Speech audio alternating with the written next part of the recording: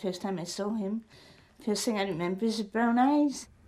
And when he was 5, we went to Zambia to live. He was really happy there. It was a lovely life. He was very much admired when he came back first, because being in Zambia in such a climate, he learned to swim, and nobody else could dive off the top board or swim as well as he could. She was really quite a star. He loved animals, especially cats. That's what he used to say, that if he had money, he'd buy a piece of land. He'd keep all the stray cats and all the comforts they could have. When he left school, he really had no particular trade he wanted to join. We didn't want him to go into the army.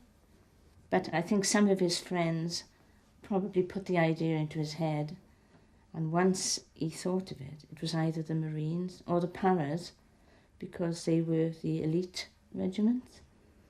I think he wanted his father to be proud of him.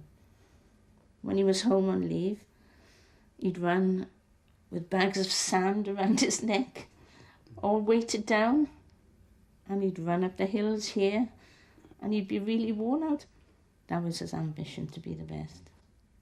When he was in Northern Ireland, he said, would I buy a record of one of the Irish groups? I think it was the Boomtown Rats.